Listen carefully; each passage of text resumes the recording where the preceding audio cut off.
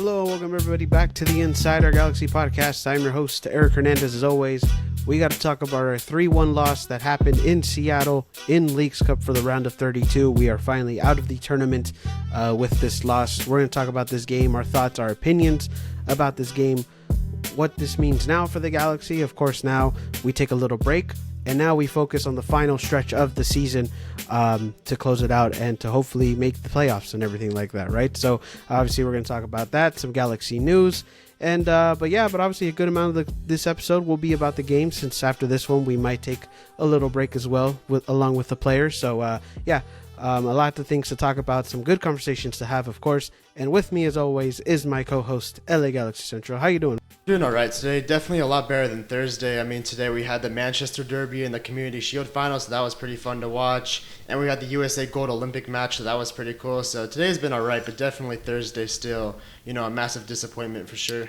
Yeah, I mean, obviously Thursday was not a pleasant one for anybody who's a Galaxy fan. Obviously, a 3-1 loss is never good whenever you play that, but obviously now we're a few days removed from that as of right now while we're recording. And like you mentioned, obviously, we got some good things this weekend. Of course, the US got the gold, so that's good as well. But at least in men's basketball, also women's soccer won the gold as well today, so that's another thing as well. So a lot of gold, in terms of today, but obviously in terms of Thursday, we did not get to see a lot of gold. In fact, we didn't get anything out of that game, right? So let's talk about that game. Obviously, like I said, it was a 3-1 loss against Seattle. Two very early goals in this game, both off set pieces for Seattle to really take the lead early on. They also get one at the end of the half with Alex Roldan scoring a golazo in that one. And then in the second half, you got to see a lot of back and forth in that game. Gabriel Peck gets one towards the late in the game, but it ultimately wasn't enough to make a comeback in this game or to make anything of that matter in this game. So obviously, massive disappointment in this game. 3-1, it's not something that you would like for your team to have. Honestly, it wasn't a great game at all from the start, as I mentioned, with those two goals. But just overall, wasn't a good match, and we're eliminated from the Leagues Cup, and now the Galaxy go on a little break here. But in terms of the game, how'd you feel about it? What were your thoughts about the game? And break it down for me. Yeah, obviously we're gonna have a lot to say for sure, as we should. But just right off the bat, in my opinion, there's a lot of Galaxy fans that are on kind of two sides of the fence. That some maybe are a little bit more panicking, kind of more concerned about this game, maybe taking too much out of it. And there's some Galaxy fans that are just this is absolutely nothing. We should just put on a blindfold, pretend this never existed, and take absolutely nothing out of the game. And I would just say about that, at least from my perspective, you can tell me what you think. I think you have to take a little bit of everything from both sides. I think both sides, if you're really concerned or, you're just too oh, this doesn't really matter, however you would put that. I mean, I don't think you should be too far on either side. I think both sides are true. Yes, you should be worried about what you saw. There's definitely some concerning signs that we have seen all season and that are repeating itself. But at the same time, we just played so bad in that Seattle game, unsustainably bad. It's okay, you watch that game and say, we're not going to be that bad. Because if we were that bad, the reality is we would not be where we are in the regular season right now. So I think you have to look at it both ways. And yeah, definitely look forward to talking about that for sure. But yeah, just in terms of the game, I mean, it spoke for itself. It was just very, very bad. And there's reasons why it was bad. But I mean, just tough to watch overall. Yeah, I mean, definitely for sure. I mean, and before I get into, I guess, my thoughts about the game, like you mentioned, because there was two sides of it, right, on how you took this game. And you're right. I think you could take a little bit of both in this game, which I'll give my thoughts about that. But I mean, in terms of the game, I mean, what's there much to talk about? I mean, it was just an absolute shit show for this game. And honestly, you can say this was the worst performance of the season.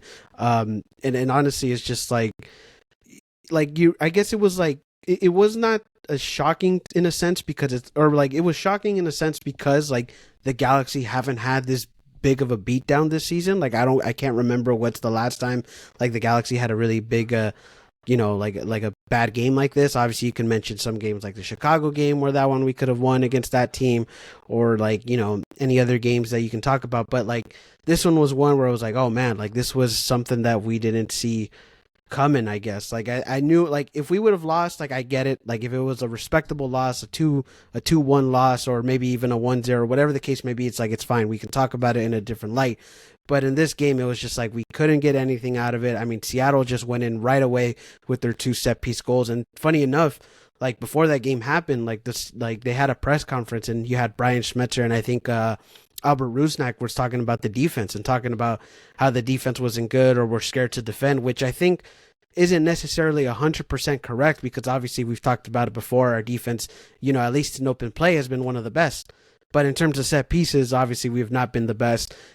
You saw in this game, yeah, the one of the worst teams in terms of set piece defending, and you saw it in this game with two very early goals in this one, and that's something you not want to see at all. You get that third goal late in the first half, and that's kind of where you knew, all right, then, like as much as the Galaxy had some moments where they come back, I don't think this was a game where after that goal you saw that they were going to come back. Yeah, you got some effort from Gabriel Peck to get that first goal, or to get that one goal for the Galaxy, but at the end of the day, I think that at some point you thought, okay, I don't think this is gonna, I don't think we're gonna come back from this game. The Galaxy are, this is the end of it, and so it was. We were eliminated from Leagues Cup. But I will say this though, in terms of the result of the game, like I get it. Like I said, you should be disappointed in the result. This is not the best performance from the Galaxy, and I think yeah, you have some concerns that you need to answer, but I also look at the side of the Leagues Cup and saying like, all right, then I guess this was something like, and we talked about this after the game too. It's like, sure, the loss was pretty bad, but at the same time, it's like we kind of didn't want to go too far into Leagues Cup. We knew that we wanted to like at least get far at some point. Maybe even sure we could have gone one more game, and that would have been a little bit better. We would have probably had at least one more game in the belt. But still, though, like not a lot of people rate the Leagues Cup high, and I think the Galaxy did what they needed to do in this Leagues Cup tournament, right? It's like you got out the group stage, they did that. You didn't have that many players injured. I think the only one was really Garces who got injured during that Chivas game. So like you had that, and then what Greg Vanney said and what we even said, right? Like if we were in the position to go win this Leagues Cup, then we should have gone for it. Obviously, we weren't in the position and we couldn't go for it. So I think the Galaxy did the most that they could have in this Leagues Cup.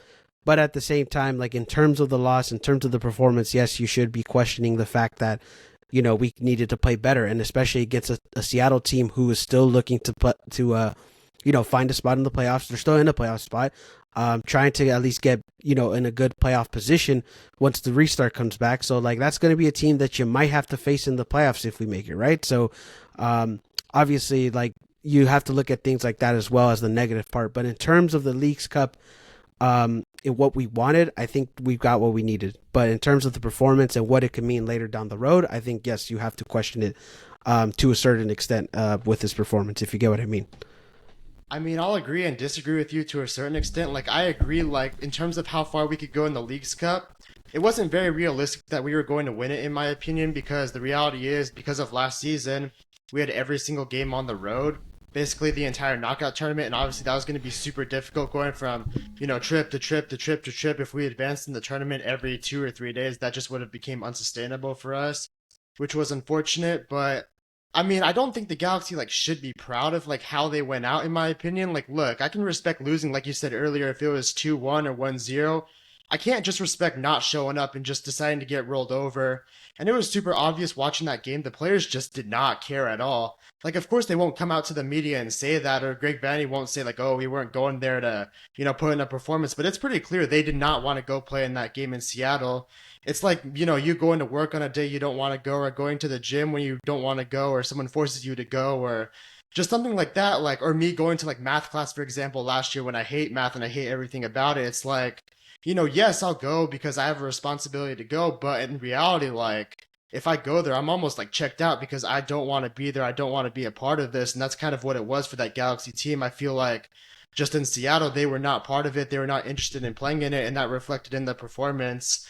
And yeah, the scoreline was already bad enough. It should have been worse. But the part I look at, that's very bad is the game was over like in 8 minutes, like two corner kick goals in 8 minutes. That tells me that's a team that was not engaged, that did not care. Like they should have done a lot better, obviously. And like I said before, I'll close it out with that. Like I can respect losing. I can't respect just not putting in any sort of effort when there's still Champions League spots on the line, by the way. And like we're not in the Open Cup, so we can't do that. So this is the best path to get to one, and to just lay down like that, I think is quite pathetic. Honestly, I was very frustrated watching that. I will say this though. I think that the checkout happened was maybe probably So after you the admitted second they goal. looked checked out, though. You admitted they looked checked To out. a certain point, I don't think going into the game they were checked out. I think they were, honestly. I I think they were. that one I disagree with. I think they were checked out. Maybe I don't even want to say after the second goal. I think after the third goal, that's probably when they were checked out. Nah, bro. They Because never after wanted to play in that because game. after the Once they second, was in Seattle, like they were done, dude. well, okay, yeah, but here's the thing though. Like I think after after more likely the third goal they were checked out. But after the second goal they were still trying. They couldn't get anything. Which again, I get it. Being under down 2-0 is something hard, is something like I guess hard to do. But still though, like I mean, a lot of stuff wasn't in our favor, I guess. And yeah, maybe you're right. Maybe they didn't go in this with the right mindset. Maybe I'll give you that. Maybe they went into this one, like you said, because they were going into Seattle, because they were going in turf. They were like, okay, They maybe, shouldn't have been. which yeah, they shouldn't have been, but that was the circumstances we had to play in. But they probably saw that and said, you know what, again, we're gonna try to go play. But if we're not in the position, then you know we're just not going to be there, and that's where I say like I think they went in with maybe not the right mindset, but more like they went in wanting to go play, but then to a certain extent they checked out. I mean that's the way I saw it. Again, a lot of people would probably agree with you, but I think the realistic thing was that they went in wanting to go play that game. They wanted to go play the Seattle team, because again, this is a team that you're probably going to have to face. You know, in the playoffs, right? Like this is a team and the team that's always had success in the playoffs. So I think, you know, they looked at it, they could have looked at it as a good test for them, and especially in a knockout game. But obviously Seattle went in there, scoring off 2 set pieces, which again, we know how bad they've been on set pieces. So that obviously like just, you know, made it so difficult for us, I guess, after that. But I don't know. I think they like again. I would agree they checked out, but it wasn't like right from the game. I think they checked out to a certain point when the game happened, where it was to the point where there wasn't going to be a result or they couldn't get the win. But I don't think they checked out like right in the game. I think they checked out honestly from the first kick of the game. I think they never wanted to be there. Kind of like my analogy earlier. It's like me going to math class. Maybe you going to the gym when someone kind of forces you to go. Not that would happen, but like let's just say it happened in general. Like you had a plan and someone wanted you to go, or like me going to soccer practice on a day where I didn't get much sleep. Like yes, I'll be there because I'm obligated to be somewhere. Like I think the Galaxy were obligated to make this trip. Like yes, we have to go play in Seattle, even though in the back of their minds they knew, well, this game shouldn't really be in Seattle because we've had the better season and the better group stage game. But they were there and they just were not interested in playing. Like we don't want to be here. We don't really want to play this team. Like you can't honestly tell me if you're down 2-0 in 8 minutes, that's a team that wanted to go play or that was checked in. Like that's just unsustainably bad. That's the problem with me. Like for this whole game is, I think they were checked out and were never interested because it got unsustainably bad.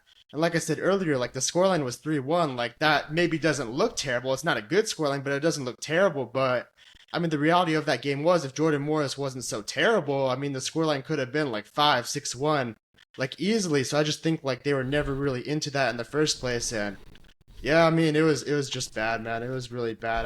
I can't even give you what you said, like, oh, they were interested in the beginning of the game because you concede 3 minutes into the match, and then you concede your second corner kick of the game after you just conceded one. Is that a team that's focused and locked in? Absolutely, 100% in my opinion, not. So that's the way they played. That's the way they went out. Now they have to sit on that for 2 weeks. Yet another disappointing 2 week break. I mean, I can't respect it honestly. I think it was embarrassing. I mean, we'll talk about like what went wrong, you know, all across the field soon, but yeah, I just can't agree with you where like they checked out only after the third goal. Like I think they never wanted to play in this game in the first place, and I understand like from a human being perspective, but the tough part is when you're a professional athlete playing at a high level like MLS is, you're expected no matter where you are, what time you are, to show up and perform, and they absolutely just were not interested in doing that whatsoever. Yeah, at least but in my opinion. okay, but I was gonna say though, but it's like your first 2 goals were off of set pieces, something that Seattle knew that they were not good at. So I think, and also Seattle was one of those teams that performed well off of corner kicks. So it's like, and they get a lot of them. They got a lot in this game too as well. So it's like for Seattle, they knew what they were going to do. Like they have the game plan. and their game plan worked in under 10 minutes. And I think that's where Under two again, minutes, or basically. under 10, yeah, under less than that, honestly. But it's still though, it's just like you still they still knew what they were going to do. So I think Seattle just went in knowing that they had the game plan and that the game plan worked. And you're right, maybe the Galaxy didn't have the right game plan or the right mindset, but I don't know if I can say that they completely checked out right from the get go. And like you said, they're professional athletes. They're getting paid to do this. I don't think any of these guys are willing to just go in and say, like, yeah, like, I'm not going to go perform the way I want to perform because it's a meaningless game or it's a game I didn't want to play. It's like, I just don't see I that. disagree I though. just don't I see do that see that. happening These as are human professional. beings. I don't see that being as, but they're professional athletes and That's they're true, but athletes still. and they're athletes that, and listen, this is a game where obviously they're playing, you know, like this team is playing good this season. I'm pretty sure they knew that they could have wanted to go play in this game and wanted to go challenge for something, but at the end of the day they couldn't because Seattle went in and got two very early goals in this game. And obviously and if you want to check out, like you said, the human being part of the story, it's like after that, after two goals, and again maybe even the third goal, you're kind of like, well, at this point it's like I don't want to play anymore. Like, or maybe that point, that's where they thought, like, listen, this is where the road ends for us. And I think that's obviously more reasonable. But I don't know if, if they really just checked out like right from the beginning. Because if they did checked out, like if they were checked out, then they probably wouldn't have cared for the Chivas game. They wouldn't have won that game, or they wouldn't have cared what the situation was, right? So that's why I kind of disagree on the fact that they checked out right away. It's like if they really didn't care, then they really wouldn't have done good at all in this tournament, right? So, or I don't think they would have won their two games in the group stage and topped the group. If they were checked out, I don't think they would have cared about that stuff either. So, to me, I think that's where it's like, again, I think to a certain extent they did check out once the score line was too much, but to say it was from the beginning, I don't know. I don't necessarily agree with that. But hey, you know what? We'll agree to disagree with things. If you felt that way, I can see it. If you don't see my vision, I can see that as well. So it's like, obviously there's a lot of people had different opinions about the games, but I think we could all agree on that this was just a terrible performance, regardless of how they went into that game or not. Funny enough, against Chivas, I actually wish we didn't care. We just checked out because that would have actually helped us playing Necaxa at home instead of going away to Seattle. Yeah, and also a Necaxa team who lost 5-0 to San Jose, which geez, makes me better Absolute shit. makes me better as a Chivas fan then, because it's like, hey, like they had it worse, I guess. But I don't know. But still though, obviously, like we said, like we can talk about, I guess, the performance in general. I mean, I don't know where you want to go with this. Do you want to talk about more of the? You have any other points about the games, or do you want to talk about the players now? Yeah, we can go back and forth because obviously there's a lot of conversation to have, but I would just say as my last point, like for the checked out part, like what made me think they were checked out was they conceded a goal 3 minutes into the match, which is just incredibly early to be conceding a goal, and then like 5 minutes later, 4 or 5 minutes later, they concede another corner kick goal and you're down 2-0 in 10 minutes. That to me is like, I mean, you can't honestly tell me a team that's focused and wants it and locked and is locked in, like they would allow that to happen. I just can't see it at all like that. But I mean, yeah, either way, like what you said earlier, like we could agree the performance was terrible. Everything about it was bad. And yeah, I mean, I don't know what you say. You seem like you can respect it a little more and you can live with it. I mean, I could have lived with the loss too, but I cannot, respect that performance at all. Like, I don't think you should just go in there, even if you're quit at some point. Like, we go from your point of view. Like, the fact that you quit at some point, even though you are a human being, is like, I mean, at this level, you can never excuse that really, and that's pretty much what happened. No, I mean, yeah, you can't excuse the loss. I think, and again, I don't even think that like I'm excusing the like. I'm not saying like this wasn't bad or anything like that. I'm just saying the Galaxy already got what they needed out of League's Cup, which was make it past the group stage, which is something that they didn't do, and not get anybody injured. Like I think that was something that you had to look into. And again, the third step was if we were in a position to go win it, we would go for it. It was But hard with all the road games, to be fair, for yeah, sure. but exactly. It's like, it was going to be a tough position to begin with. So I think in terms of the League's Cup overall, the Galaxy got what they got. But in terms of the Seattle game, it's like, yeah, it's like in terms of performances, they didn't get much in that game, which again, it's like, again, two things that happened early on was the set pieces, which is something that we've always, I guess, like have trouble with. I will say this though. I feel like it's been a while since we've conceded off of set pieces. I don't know. I can't remember the top of my head when was the last set piece goal we got in.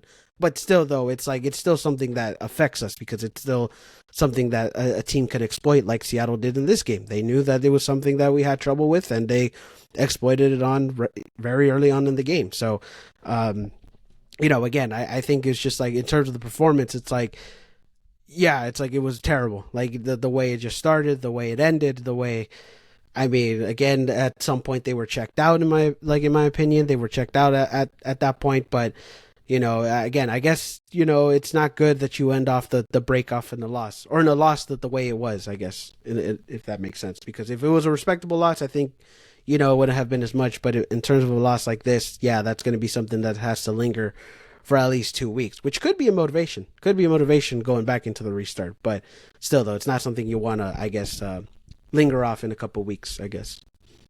Hey, let me ask you this though. Let's say you had a long day at work, you were really tired, you came home, and then you hired a fitness trainer, and then like when you were really tired at night, he made you go to the gym to work out for 2 hours. How would you be at the gym? Probably not the best, but I think if I hired a Would fitness you be checked out?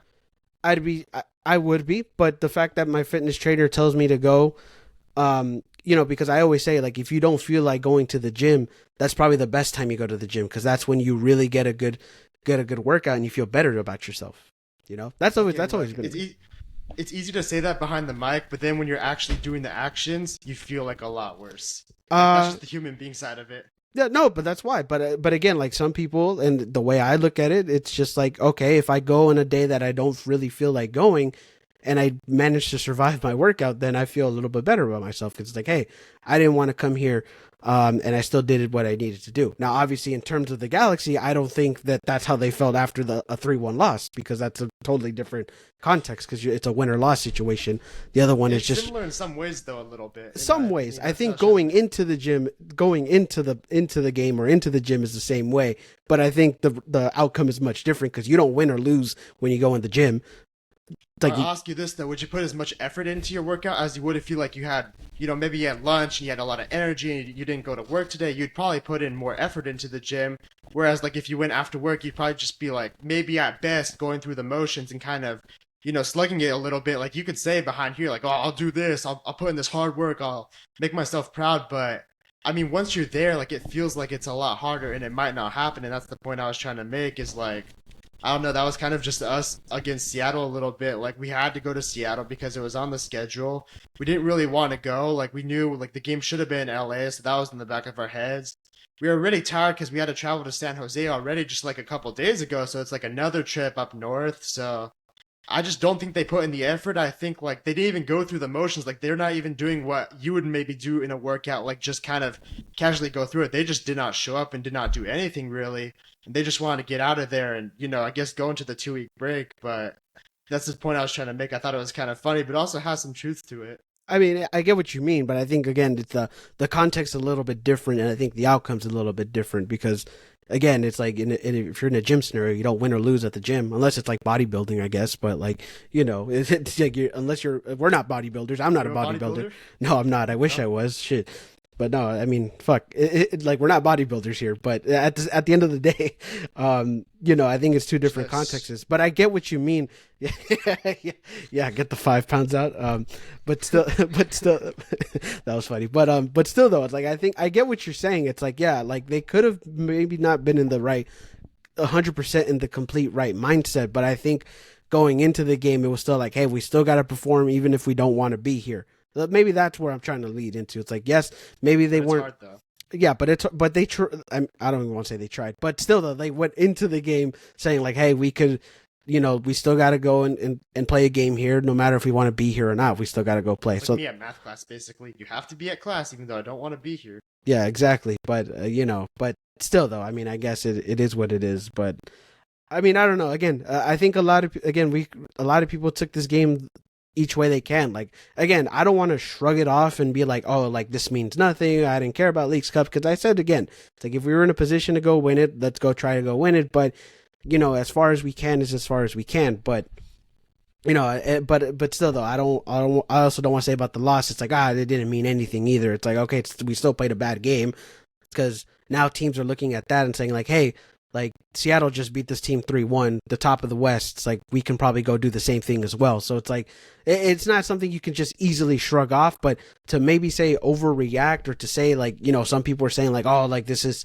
maybe like I didn't hear people say it was the end of our season, but people saying like, oh, this is terrible, this team's terrible. It's like, all right, let's not overreact. It was a bad game, but still though, like it's not something you can just easily shrug off either, I guess, if you get what I mean too. Yeah. But still, though, I mean, it was terrible. But I guess we can talk a little bit about the players if you want to go into that now. I mean, I have one more thing to say though. All right, go for it. I mean, like you mentioned it a little bit earlier, and I was actually gonna mention it even before you did, but like Greg Vanny, like, he's not going to say it to the media, obviously, because he doesn't want to come off as, like, a certain way or fearful of an opponent, but I'm telling you right now, Greg Vanny does not want to play the Seattle Sounders in the first round. He does not want to match up with Brian Schmetzer. And I agree, like, that would be a very tough matchup and a very difficult matchup. And the reality is like, you can look ahead a little bit, but it could be a possibility. Seattle is in seventh in the Western Conference right now, pretty close to eighth, pretty close to sixth. So, I mean, if we finish like third, Seattle finishes sixth, there you go. We finish second, they finish seventh. Or if we manage to finish first or they finish eighth, I mean, it could be a matchup. And the thing for me is, it's a very bad matchup in my opinion. Like, keep in mind, this game too, like, Seattle thrashed us, and they didn't even have like Pedro de la Vega and Rui Diaz. I know we were missing guys too, but like that's a lot of offensive firepower. And Seattle is one of the best defensive teams in the league, as we saw. And we've seen that all three games this year. Like we've struggled against them a lot. Even in the game we won, we didn't play that well. I just feel like Seattle is super good defensively. Their midfield's very physical. And their offense drives off. It's not a great offense, but it drives off set pieces and mistakes. And what do? We give up a lot of set piece goals, and we give up a lot of cheap goals. So they can defend us really well and take advantage of our cheap goals. And then a lot of the games are just about matchups, honestly. And I feel like this matchup between the Galaxy and Sounders, honestly, is a nightmare. I'm not saying like if we played Seattle at home with home field advantage in the first round, we'd put in a performance like we saw Thursday. But I mean, if you're Greg Vanny or Brian Schmetzer, you're going to be like, well, one coach is going to be like, I don't want this smoke. Or Brian Schmetzer's maybe going to be like, if there's a first round matchup we want, as possibly going on the road, this is the team we want to play. Oh no, yeah, 100%. I agree with you here because obviously Brian Schmetzer has had his ways with Greg He Vanny. owns him. I mean, yeah, he really does own him. Like, there's no sugarcoating it. And honestly, yeah, and honestly, if you're Greg Vanny, I think or just in general, the Galaxy, you don't want to face the Seattle team. And listen, even though Seattle's in seventh right now, it's like they're still a good team. Like, they're still a team that's going to compete and always going to be in the mix. So it's like, yeah, that's something you don't want. But that's why, in terms of the Galaxy, that's why those, these next 8 games are going to be important. Because obviously you want to finish in a really good spot and possibly, maybe have it for where the playoffs run through LA or at least the Western Conference. So it's like, again, though, there's a lot of things that have to happen. There's still a lot of games to be played, even though it's the final stretch. But yeah, if you're Greg Vanny or just the Galaxy in general, I don't think you want to face the Seattle team in the playoffs or just in general. Like, you don't want to face them at all because this is a team that's had, and not only just Greg Vanny, even just the Galaxy in general, they have had our ways. We haven't beaten Seattle since one win in 14 matches. Exactly. So it's like, and we haven't beaten Seattle since, Robbie Keane was on the team. So it's like, he scored the winner. Yeah. Yeah. So it's like, like just in general, it's not a favorable matchup. So, which I guess like, that's why I guess this game was also a little bit of a test, right? To see how this team would play in a elimination scenario against Seattle, which obviously it did not go in our favor at all. But yeah, I mean, obviously that's going to be a tough matchup regardless if we have to face them, even if we have 2 home games. If we go into like I guess that 3-round series or whatever. But yeah, it's going to be a tough matchup for sure. Low key, like I might actually pick us to lose that matchup if we played them in the first round. Like just how the matchup is, like I feel like it's honestly like the nightmare matchup for the Galaxy in terms of what the Sounders are good at and what we're bad at. It's like it fits in perfectly to them. Just like there's teams we play sometimes, like San Jose, where our strengths are their weaknesses and we can take advantage of them. I feel like the Sounders' strengths just fall perfectly into our weakness, and they're just gonna keep having, their way with us. Maybe not as bad as it was on Thursday, especially if we're at home, but still, I feel like it's a very bad matchup all across the field. The coach is better, the defense is better, their offense capitalizes off mistakes, and their midfield can be physical with ours. So it can be really bad overall. Yeah, I mean, honestly, like it's not a favorable matchup. Would you pick us to lose? I mean, obviously, you always got to ride or die with the team, right? But obviously, like have we You gotta seen be realistic historically, though. yeah. But if you want to look at historically and realistically, it's like, yeah, that's not a matchup you want. So, and it's a good chance that's not going to go in our favor. So, yeah, I mean, obviously, we'll wait and see how how the rest of these 8 games go. But yeah, for sure, Seattle's not a team that you want to face, and there's a couple of teams like that I feel like the Galaxy just don't want to face either. So it's like, you know, We're vulnerable because we give up soft goals. yeah, exactly. Like again, Seattle went into that game knowing our weaknesses, and they've exploited them right away under 10 minutes. Under almost under five. It's like you Some know, people are saying fraud watch. Maybe a little too early for that, but nah, still. I don't think so. That's where you're overreacting. I think this team is still good, but definitely every team has a weakness, and Seattle found We knew have our strong weakness. ones though. Yeah, and we have strong. Or were you saying strong weaknesses or strong? Yeah. Oh, okay, yeah, Well, both actually. You can say strengths and weaknesses, but especially weaknesses on the defensive side in certain areas, yeah, like we exactly. saw. Yeah, and exactly, and that's what Seattle saw in this game, and they exploited it right away. So obviously now the Galaxy got to find a way to. Well, I don't know how they're going to find a solution because obviously we're in the end of the season, but they got to find a way to minimize it at least. But yeah, but obviously like in terms of the Galaxy, I mean, still though, like you still got some great strengths in this team and still have the capability to go win games. But yeah, to say it's fraud watch, I think that's too certain. That's way too early. But still though, yeah, Seattle though, it's just not an opponent you want to go watch in general or play in general. But anyways, let's talk, I guess, about the players now, because obviously we got to talk about the individualities of this game. So let's start off with the defense. Of course, just in general, this game was like the squad that we rolled up was basically a starting squad, essentially, almost a starting squad. Obviously, you had some pieces missing here and there, but let's start off with the defense. You had John McCarthy playing in this one. You had Yoshida, you had Neo in the center backs, you had John Nelson, and you had Namiki Yamane in this defense. How'd you feel about the defense? Obviously, 3 goals scored on us. How'd you feel about it overall? Yeah, honestly, the defense was shit, just like the whole team. I'm gonna say it's shit for the whole team because what else is there really to say, right? Yeah. But yeah, I mean McCarthy starting. I mean, man, that is just rough. Honestly, that should not have happened. Mikovic deserved to start again after how he played in League's Cup, and that was incredibly disappointing to see. Yabane. Sorry, can you ask me that again? I wasn't really getting it out straight. Sorry. Yeah. How'd you feel about the defense in this game? Yeah, obviously very poor, right? Just like the whole team, really. We're not going to really say anything positive about anybody because what was there to really to say? I mean, starting McCarthy, I mean, we'll talk about it, but I just can't agree with that at all with the way Mikovic has played. And clearly he didn't agree with it either, as we saw. But yeah, that was not a good decision. And 2 set-piece goals in 8 minutes. Like, yo, bro, like you're the goalkeeper. You're the one who's supposed to be setting up the back line, trying to organize everybody. And clearly that didn't work at all. I mean, the center backs were shit. I mean, they didn't win any of their duels for set pieces. That's really bad. Like, I'm gonna give Yoshida a little bit of a break because he's our only set piece factor basically the whole time. But Neo, I mean, speaking of fraud watch earlier, like if that was a thing, people are saying that for Neo too. Is he a fraud? Is he overrated? Should Garza start over him? Obviously, Zavaleta and Cáceres aren't gonna start, but I mean, Neo is like, I don't know. You could ask questions for sure after that performance. There's things to be asked about.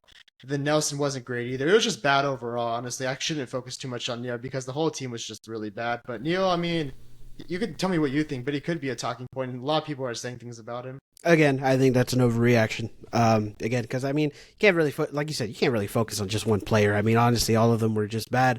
In terms of McCarthy starting, obviously, we'll talk about the Mikovic news, I guess, in the news part. But McCarthy starting, I mean, Mikovic deserved it, but I understand why they put McCarthy in because obviously you can't have your starting keeper just not play for a whole month.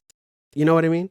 So it's just like I understand why you have to play him. You got to at least give him some games, something to play. Plus, Mikovic was not available because of said news that we'll talk about, later on. But so I understand. This became because of that. I mean, yeah, that too. But still, though, it's like I understand why you put McCarthy in. Obviously, you can't just keep him cold for a month, like that, unless he's injured. Like unless he's injured, you just can't keep him cold for a month. So I understood why you put McCarthy in.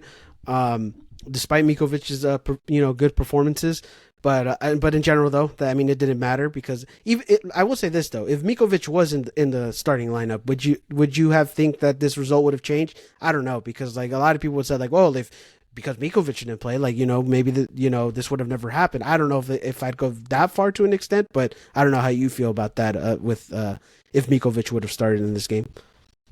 No, No difference in the result. Yeah, okay. no. At least we'll agree to that because Short and simple. yeah, I would definitely for sure I agree because it's like I don't think if Mikovic was in here, it would have made a completely difference. Like I think if you just swapped both of them out, it would have been the same situation. But still, though, but again, we can't just focus on one position because I think everybody did, just as bad. And yeah, I mean, in the defenses, just again in set pieces, we couldn't really do anything in that. And again, which I guess I'll probably talk more about the set piece in the midfield because when you saw in both of those goals, there was one player that you really, saw was like, why is he, in that position? But still though, like I think again set pieces, it was just still bad. We could I feel like we need another body in there, a big body in there, which we seemingly don't have. But still though, overall defense, yeah, terrible. Set pieces, in that third goal, I mean, still though, it's just like what, nothing more you can really ask or say than that it was shit. Aren't you a big body? Could you defend set pieces? I'm big and I'm big as in wide. I'm not big as in tall, so that would not You're be physical though, no? No, I probably wouldn't be physical either. But I don't know. You'll lose your AL duel. But this is where I'll go into my next point in terms of the set pieces, which I'll talk about the midfield in that part. But still though, defense, I think it was just very. I definitely would not have made a difference in there for sure. But any other points you want to say about the defense before we move on? No, not really. One to forget. All right, yeah, definitely one to forget. All right, let's talk about the midfield now. Midfield, you had Edwin Cerrillo, you had Ricky Puig, and you had Mark Delgado. How'd you feel about it? What were your thoughts about it? Completely irrelevant, honestly. Just chasing shadows the whole game. It was really bad, honestly. There's not really much to say. I mean, Joao Paulo just dominated that midfield physically with his passing, with his movement. Roldan dominated that midfield. I mean, it might as well have just not been there, really. It was that bad. And yeah, just like the defense, one to forget for sure, just for the entire team, honestly. Yeah, definitely. And this is where I was going to say about the midfield part about the, the set pieces. It's like Edwin Cerrillo. Obviously, the midfield just in general was bad, but it's like Edwin Cerrillo. Why is he in the set piece? Like, why is he marking? Like, he's literally one of the shortest players. And again, no offense to Cerrillo. Obviously, he's probably still taller than me. But like Edwin Cerrillo, one of the smaller players in the team, is marking in the middle of the box, trying to mark, and it's like, how does that make sense? And that's where I say it's like you need another big body. It's like there's no way Cerrillo is going to be the guy who's going to, and in both goals they saw it. They went to the player closest to Cerrillo and they managed to get a goal in those set pieces. I will say something about the midfield. Again, maybe it's not necessarily Cerrillo's fault because of the height difference. You can't necessarily change height on a person. That's not something you train. But still, though, it's like, that I will say one thing about Edon Cerrillo is like, why is he marking in that position or in that sort of scenario? But again, it is what it is. And yeah, I mean, just in general, the midfield was just, outclassed, outplayed. Ricky got that one assist for Peck goal, but really even then he was ineffective for most of the game. It's just like, yeah, midfield again, one to forget. Not really much they did in that one, and they just got outplayed in that middle of the field, which is something that you can't have. And if you get outplayed in the middle of the field, you're bound to lose. So, yeah, definitely that also showed into that game. So yeah, definitely one to forget for sure. Yeah. Any other points on the midfield before we move on into the offense? Nope. All right then. Yeah, this is gonna be a quick player review. But still though, yeah, offense. You had Diego Fagundes, you had Gabriel Peck, and you had Joseph Paint still, once again playing in that false nine position. Gabriel Peck gets the only goal on this game, which I will say probably the only positive to a certain extent because obviously Gabriel Peck puts in a lot of the effort. Looked like he was the only one who was still trying to play for something. And yeah, he ended up getting a goal in that one. So, that kind of showed for his performance. But even then, offense only one goal to show for it. How'd you feel about it? What were your thoughts about it? Yeah, obviously, just nothing going for us, really. Fagundes had a very quiet game, didn't really get anybody involved, didn't do his normal things that we've been seeing. Painslow at the 9, I mean, just not good at all, not very effective. We've seen that on the road a lot, too, against FC Dallas and against Seattle. Painslow at the 9 seems to only work at home for some reason, but on the road, it's not really giving us anything. And yeah, maybe you could say like it's a good time to go out of the tournament right now, get Jovic healthy in 2 weeks because this team needs a nine. Honestly, we even saw it in the San Jose game. Like once we subbed on a nine, it got a lot better and we scored the winning goal. So we definitely need him back. And then Peck, yeah, I mean, I will say in the first half he was very wasteful. Like he had a lot of opportunities that were almost like tap-ins that he missed wide or over the bar that like could have cut the deficit in half. So that was very disappointing. Yeah, gets the garbage time goal. I mean, I guess cool. I didn't have any reaction to that. I don't know if you did, but I No, I mean, did not. yeah, I just stood there honestly. I was just like, okay, like that's it. I knew the game was over from that point. So, I mean, I guess good for him. He got something going. The two DPS connect, but yeah, not anything going for us that day. Yeah, it was funny because I think MLS had posted that goal, and it was like Gabriel Peck takes one for the Galaxy, and someone had posted the Chris Paul meme where it's like Chris Paul drains a three to That cut the was lead to 42 or whatever it was. Yeah, that was probably yeah, basically that's accurate. yeah, that was basically the same thing. It was like, well, it's like sure Gabriel Peck got a goal, but like at this point, is there really going to be a comeback? I doubt it. But yeah, I mean, obviously, again, offense was poor. Gabriel Peck was the only positive part about it. Like, I guess he was really the only, positive part about that night. But even then, he didn't have really that much of a good game. But yeah, obviously, like you're right. Like we needed a nine, and luckily we're gonna hopefully get Jovic back. Once the restart happens. But yeah, offensively, very very poor. And yeah, like we mentioned, one to forget. So, yeah, I mean, nothing much on the offense. So that was the offense as well. I don't know if you have any other points. Any points on the subs or the management? I guess. I mean, I guess that was also pretty shit as well. So, anything else that you want to add to that? We'll get to that after, but I'll say one more thing though. It's not the reason why we lost, but also the refs were shit that game. I mean, Seattle scoring their third goal in the fourth minute of stoppage time when there was supposed to be 1 minute added on. And I know why there was time added on. It was because of that Paintsel head injury, that collision. And he was on the ground for like 30 seconds and immediately came off. So, okay, we can play till the 47th minute. But the ref played till the 49th minute, and he had so many chances to blow the whistle at the 48th minute. And we go into half down 2-0. Instead, we're down 3-0. It's like, why did he play those 2 extra minutes for no reason? That was very annoying. And then early in the second half, we should have had a penalty kick like that. Handball on Yamar was super obvious where it hit off, his hand was extended. It hit off his hand and it hit the ground and went out for a corner kick. The ref looked at it for a while on his, I guess, microphone or whatever that was, headset, but they didn't go to VAR. That was an obvious penalty to me. And like you make it 3-1 like early in the second half, then maybe Peck gets that goal to make it 3-2 in the 83rd minute. I'm not saying we would have come back to force penalties, but at least the game is interesting the final 6 to 7 minutes. But instead, it's still a garbage time goal and a 2 goal game because of that non-call. I mean, again, it's not the reason why we lost. We were terrible, but I was not happy with the refs whatsoever either. Yeah, I mean, definitely for those two calls were yeah, because like especially for the third goal, I was like, why are we like? I looked at the time too, and I was like, why are we playing until the 40? Like it's way past the time that we've done. Like even if Paint still got down, and I don't know exactly. Like even then, like let's say it just took a minute at most, it wouldn't have even been that long. Like to play that long. So I think that was pretty poor. And the handball, yeah, I mean obviously that was poor as well. And honestly, like even though the commentators were saying it was like, oh, it's like what are you supposed to do in that situation? It's like, well, it was still extended. It still hit the hand. It's like I don't know. Like that could have been a penalty, but again, like the refs necessarily weren't in our I guess in our favor, in that game either for some calls, which sucks, but it is what it is. But yeah, though, subs again, I guess subs didn't really do much in this game, considering what we did. But anything that stood out to you there, the management in general?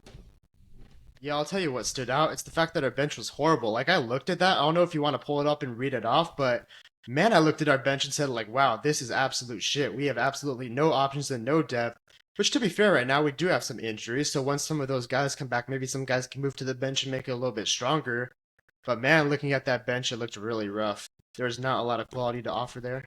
Yeah, I mean obviously, I was trying to pull up the who came on and came off, but for some reason it doesn't want to do it for me. But obviously, just in general though, Want um, me to check? uh, yeah, you can check while I'm talking. But yeah, obviously though, it's like no matter who came in, it really didn't do much of a difference either. And yeah, you're right. We still got some injuries, lingering. I guess like obviously we couldn't play Brugman in this game because of turf. I'm trying to think. Did he even play like at all in this game? I don't remember. But regardless though, like he wasn't couldn't play because of the turf. Obviously Goddesses was out as well for this game. So it's like, yeah, you did have some injuries coming off the bench as well, but Yeah, I mean, none of them really did much of an effect. And yeah, I mean, obviously, like all around, like we said, like it was pretty bad just in general. I don't know if you pulled out who came in and who came off in this game, but can you list it off for me? Yeah, well, I'll just read you off the bench in general. Zavaleta, Cuevas, Lepley, Barry, Parente, Brugman, Caceres, Scott, and Ramos Jr. I mean, come on, man. Honestly, Yeah, I mean, a couple like V. respectfully. Yeah, I mean, a couple VC guys in there, and just in general, like I mean, the only one that I'm trying to think was just probably Cuevas was the only guy who you would be like, okay, like that's a good depth option. But after that, it's like But who? even he was at winger.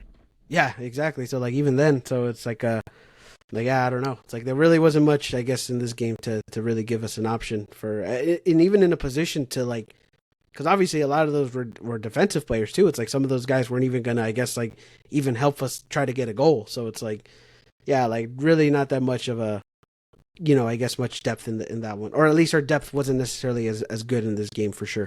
Yeah. But anyways, that's the players. Anything else you want to mention about the players before we move on into some of the news, or just anything about the game? Well, I have one kind of big thing to ask, maybe.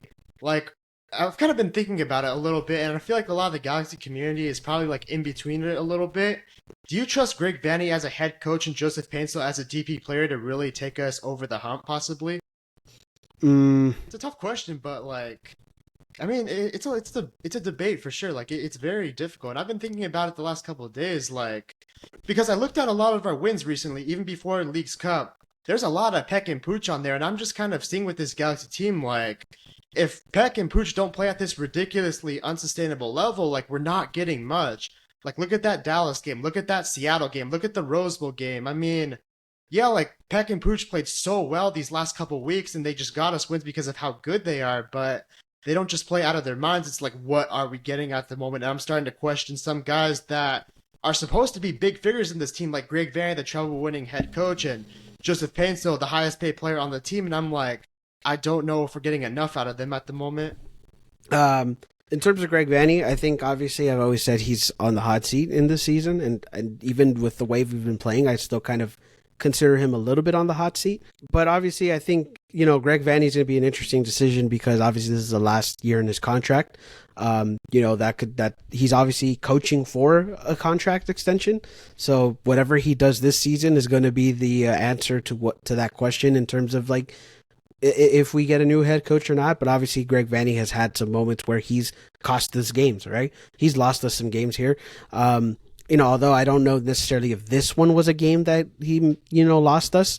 Obviously maybe you have a different opinion on that, but still though, I think Greg Vanney is a question mark. Joseph Paintstil, I think, is a little too much. Yes, is he not playing the way that I guess we want him to play? No, but he's still getting you production, even if it's like the goals are tap ins or, little assists here and there. Like he's still getting you production. So I think Joseph Paintstil is a little too much. Sure, maybe he's not performing at the level that I guess we're thinking that he should be performing, but I think Joseph Paintstil is a little too much. The Greg Vanney one, I think, is definitely a question that I think you could definitely ask for sure. They're tough questions, but still, though, like, yeah, there are questions I think you could ask yourself, but it's interesting, though. But to me, I think the big one was Joseph Paintstil. I think that one's a little too much. Again, I know that he's probably not performing the way that we want him to perform, but he's still getting you some production, and he's still getting you production and it hasn't really lost you a game either. I guess maybe he has a couple here and there, but still, I think Joseph Paintstil might be a little too much for now. Yeah, I just mentioned Joseph Paintstil because I look at a lot of our wins recently, and yeah, we definitely do have a lot of wins, which is really good in the regular season, but I just look at those, and a lot of them are because of Gabriel Peck and Ricky Pooch. Like, I'm not seeing a lot of Joseph Paintstil recently. Like, yes, you got that massive goal in Portland, and I'll give him credit for it, the 3-1 goal. That was one we really praised him a lot for, and that was really good, but I feel like for this Galaxy team to really, like, be towards the top or really be a serious, like, really big threat, like, Joseph Paintstil needs to play the way he did in the first 2 months of the season, not the way he has in the last 3 or 4 months. So I'll just say, like, yes, he has some goals, like some tap-ins, yes, but we need to see him playing at that, like, really high level that we expect from a DP player and one of the highest paid players on this roster in order for us to really be the best versions of ourselves we can be. No, definitely for sure. Like I think Joseph Paintstil can play a lot better because at the end of the day, your DP's got to be the game changers, and I think I will say Payne still hasn't really been the game changer as much. He's gotten you production, but hasn't been the guy who's, changed the games or changed the outcomes of the game. So I think that's another thing I will agree with you on. But I think that just goes to show how important Ricky, I guess you've already said it, but like, I guess that's just more of how Ricky and Pooch have been playing, right? Like they've just been playing out of their minds and they've just been one of the most important players. And maybe Payne still hasn't reached that level again, like he did in the beginning of the season. But I mean, again, I think, yes, he could be better. I think he could, possibly play, if he can get to the level that Pooj and Peck are playing, then that'd be wonderful. But I don't want to put like the panic button or anything saying like, oh, like he's not worth the DP money or if he's not playing as a great DP or anything. It's like, I think that's maybe a little too much and like you even mentioned it yourself, it's like we've had DPs like Kevin Cabral and Douglas Costa before. It's like, I don't know if it's necessarily the right time to be complaining about Joseph Paintsil just yet, but still though, I get what you mean. Like, I think he can play at a much better level, but for right now, I don't think it's necessarily the time to push the panic button or like the button yet for Joseph Paintsil. Yeah. But anyways, yeah. Anything else you want to say about the game in general before we move on?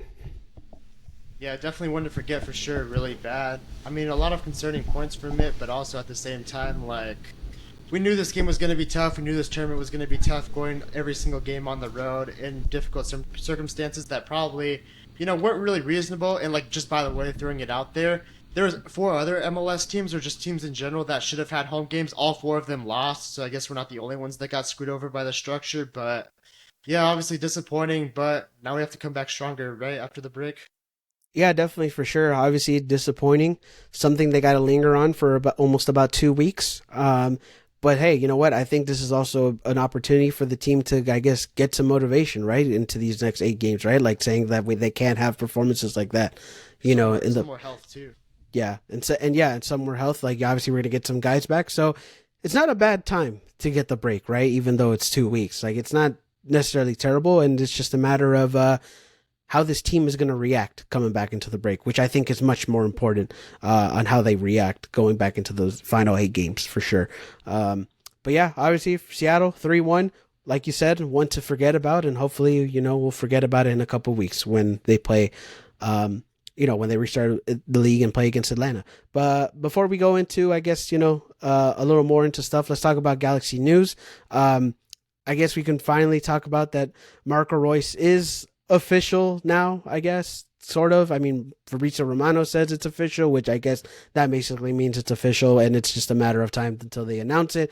Supposedly it is Monday, which, by the way, this episode might go up on the Monday, so it might already come out that from the Galaxy that he is a Galaxy player. Also, we've seen pictures of his name on the video boards at Dignity Health Sports Park. So it's basically already confirmed he's already here. So obviously Marco Royce is coming in. Into this final stretch with 8 games and then also possibly the playoffs. So yeah, I mean, I guess final points are Marco Royce now finally it being official. How do you feel about it? What do you think about the timing that we're getting Marco Royce and things like that? How do you feel about it? I mean, it's definitely a good time to get him going into the final 8 games of the season, having a veteran on the roster. Hopefully he can play versus Atlanta United. That'd be pretty cool to see. But yeah, I look forward to having him, and hopefully he should be announced any day now. Yeah, hopefully, like I said, once this episode comes out, it's already official and out there. But yeah, hopefully he's available for Atlanta United, which would be pretty big. But yeah, Marco Royce finally coming into the Galaxy, already in LA and things like that. Funny enough, landed in LA, people were waiting for him, ended up going out through a different exit. Didn't get all the Galaxy fans who went in there didn't get to see Marco Royce, which is pretty sad. But something I heard about actually was the fact that technically he hasn't signed the contract yet. Obviously, he's going to sign it, but it's like he hadn't signed the contract yet, which is why he couldn't necessarily walk and, greet the Galaxy fans and sign their stuff and things like that. So that's probably a reason why that he, wasn't able to see all the fans and stuff. But still, though, he's coming. He's already here in LA, so it's just a matter of moments until that is announced, unless it's already announced. But yeah, Marco Royce coming in. Another, player rumor or I guess a player situation that happened before the Seattle game. Mikovic, someone that we talked about, obviously not starting this game against Seattle. Before the Seattle game happens, has requested a trade, according to Tom Bogert. Was not available for that Seattle game, obviously dealing with that or not requesting a transfer. I know I said requesting a trade, but requesting a transfer from the Galaxy. So yeah, obviously this was big news happening going into the Seattle game. Very interesting timing that he chose to request a transfer. But how do you feel about this? What are your thoughts about Mikovic requesting a transfer? And yeah, I mean, what are your thoughts about it? Yeah, funny enough, requesting a trade is like the most Americanized thing I've ever heard. Like we trade Nikovic for like two first round picks and an unprotected second round pick, something like that. Like that'd be such an American thing for sure. Yeah, yeah, very American thing for sure. If you requested a trade, but no, requested a transfer, which is obviously something different. But how do you? I mean, what were your thoughts when that news came out? How'd you feel about it? Because obviously it was interesting that he requested a transfer, but how'd you feel about it? What are your thoughts about it?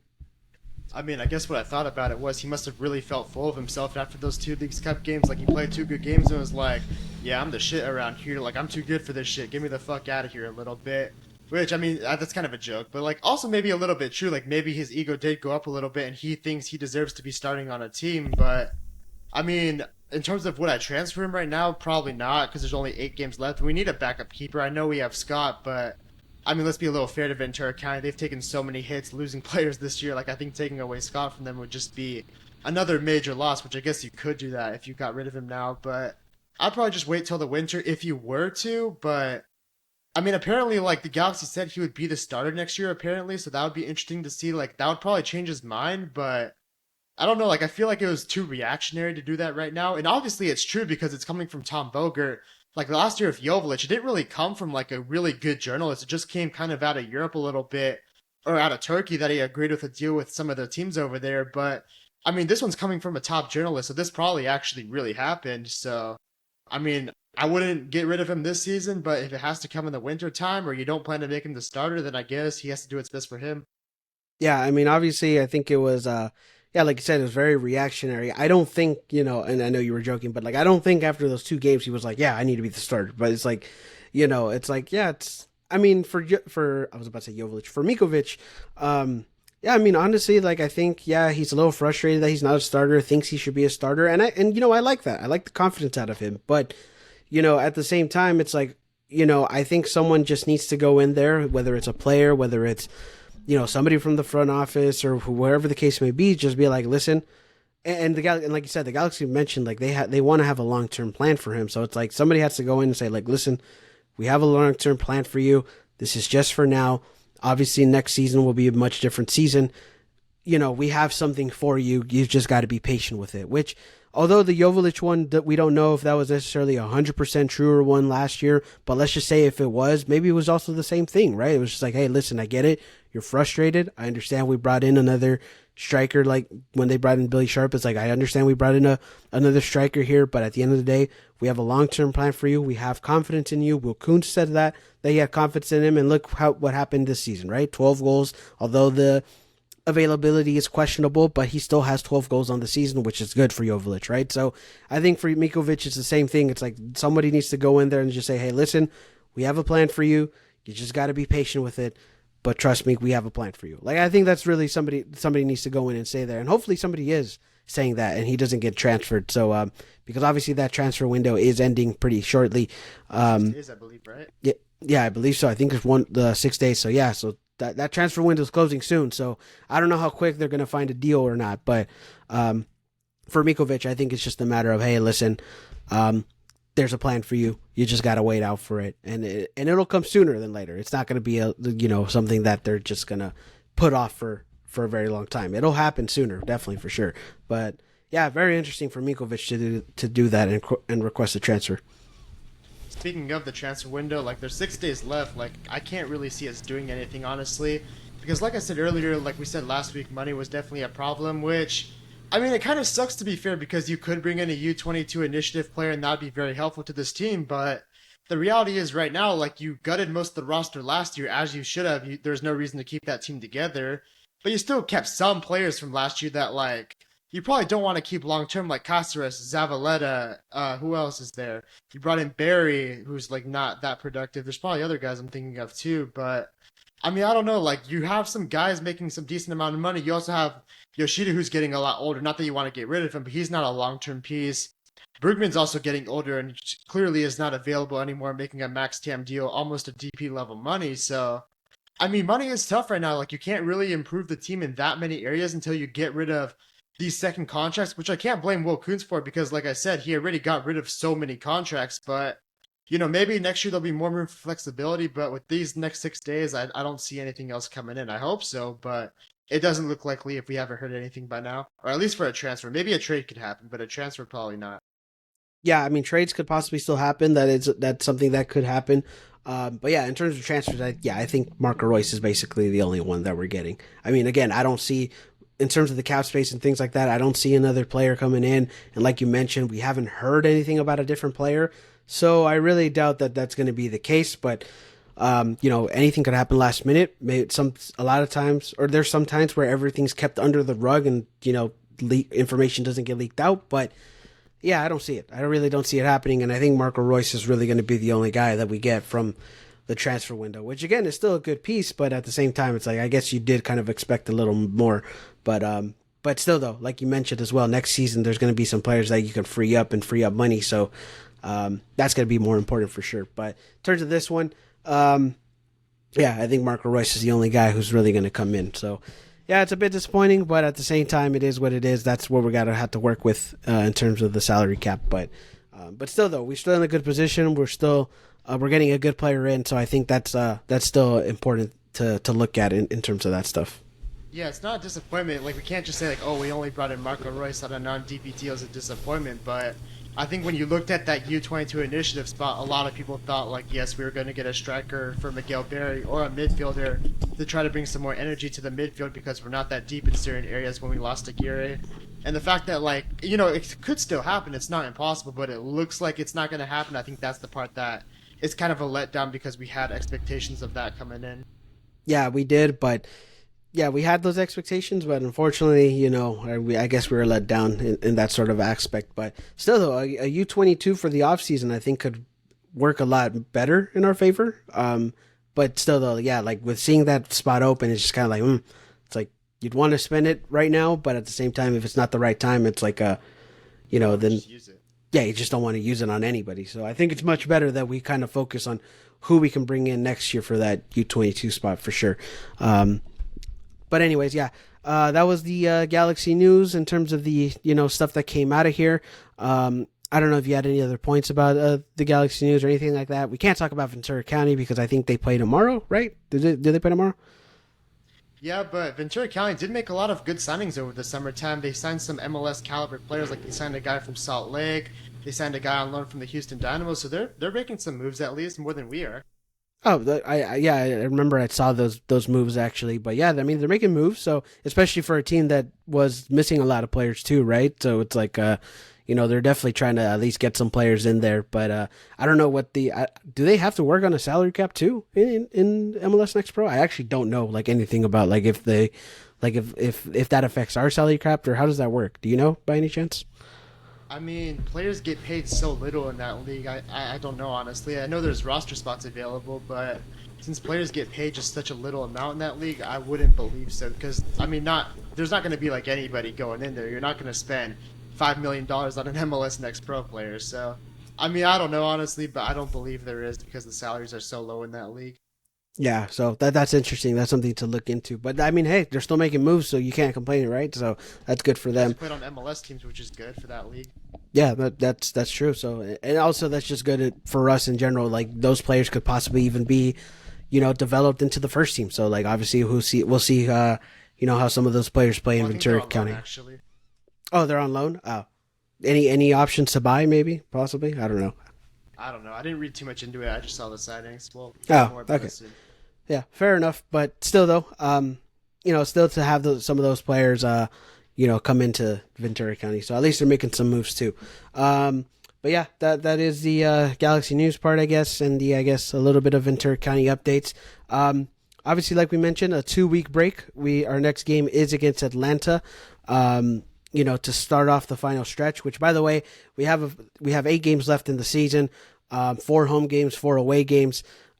So yeah, obviously there's a lot to look into the next few weeks, but I don't know if you want to maybe not preview Atlanta, but at least talk a little bit about Atlanta. Like obviously, we're gonna have 2 weeks. We're gonna have some players back into the team. We're gonna have Marco Royce into the team. Like, how do you think it's gonna shape up once we get back into this? At least maybe not give me a preview, but just a little, your thoughts, going into this week and heading into Atlanta once Atlanta comes here. Like, how do you feel about it? Yeah, I'll just talk about the final stretch in general, and you can give me your thoughts on it too.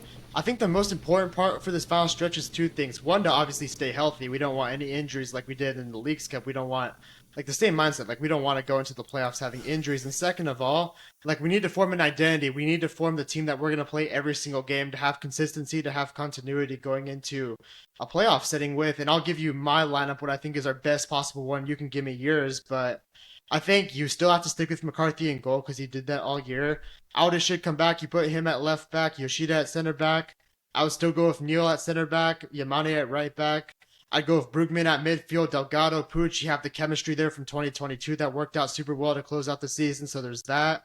You have to go Pencil on the left, Joveljic up top, and then Peck on the right. For the final 8 games, if they're all healthy, I think that needs to be our starting lineup the rest of the season. I know Fagundes played really well, but the reality is like we have lost a little bit with Fagundes lately, like in the Dallas game, like in the Seattle game. So we're not just this like unbeatable team with him on the field. And after a loss, it's the time to make the change and probably bring in different players. And so that lineup right there, I don't know if you agree, would be my perfect lineup that we have to go with the last 8 games and really build an identity and continuity with. I agree with you for sure. I think that's the best way. You got to do it. And That's again, your if you best put team. yeah, that's your best team. And listen, you're gonna have Cerrillo and Fagundes on the bench now, so which that's not a bad option to bring off the bench, right? So now your depth is getting a little better. A You're lot gonna better, have actually.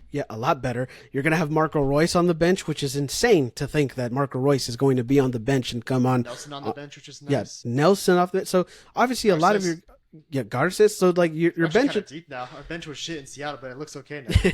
Exactly. So it's like you're getting a lot of those guys who were and who got a good amount of starting minutes now go on the bench and they're going to be great bench pieces or depth pieces. So it's like yeah, like obviously I think that's probably the best lineup you got to go with and you're going to have a lot of options now coming off the bench. Um but yeah, you're right. We got to stay healthy. We got to form an identity now because this is now where although at some point you find out who teams are, this is really how you're going to find out who teams are, like how they play, how their style is, and how they go into the final stretch of the season. Yeah, so obviously that's going to be a lot of things going into these final 8 games, which I'll just kind of list off the final 8 games just in case people want to know. But obviously we go back with Atlanta. After that, you go to St. Louis. You have LAFC at home. You go to Portland. You have Vancouver at home. You go to Colorado, and then you have Austin to close out on decision day at home. So, like I mentioned, you got 4 home games, you got 4 away games. So a very balanced schedule, or very balanced final 8 games. So obviously, yeah, those games are going to be important. A lot of good opponents in there, and teams that are looking to still, try to jump up in the standings and things like that as well. So it's going to be, interesting for these final 8 games. Hopefully everybody's healthy. Hopefully we get everybody back. And we find a good style that we can play in going into the playoffs because at the end of the day, how you finish off the season will help you go into the playoffs as well. So I think, yeah, it's going to be important in these final 8 games, which is going to be, hopefully the team figures it out and finds starts winning games and bounce backs, especially after the Seattle game. So hopefully we find our rhythm going after the break. Do you agree with me though that the most important part for these final games is having a lineup that you play every single game, starting over and over again? Like that's the lineup I think we need to start with. They can get chemistry down, they can get an understanding down. And this season, like we've made a lot of changes for sure. Like we've had Cerrillo in a lot, we've had Fagundes a lot, we've had different center backs a lot, like Caceres, Neal, Zavaleta earlier in the season. Like fullbacks have changed a little bit. Goalkeeper, I guess, recently has swapped.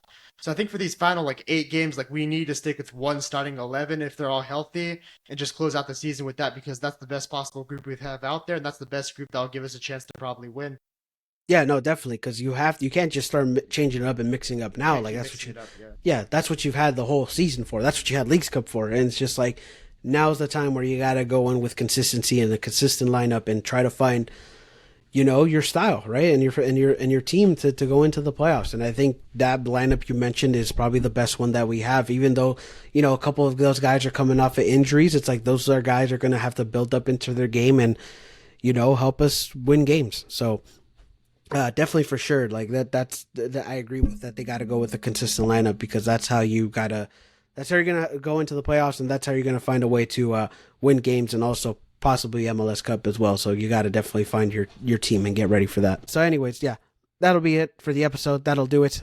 Can't thank you guys enough for watching and listening. If you want to follow me at Insider Galaxy, follow me on Instagram, on X. Go follow LA Galaxy Central on Instagram. And yeah, anything you want to say to the listeners before we go? Hopefully we get the rest we need and come out stronger after the break. Yeah, definitely. Hopefully we react well after this break. So yeah, but still though, we'll probably take just at least a little bit of a break here. So, obviously can't thank you guys enough for watching, listening. Be a friend, tell a friend about the podcast, whenever you're listening to this podcast. And I hope you guys have a great rest of your day, rest of your night. And yeah, thank you guys. And Jesus. 7 words.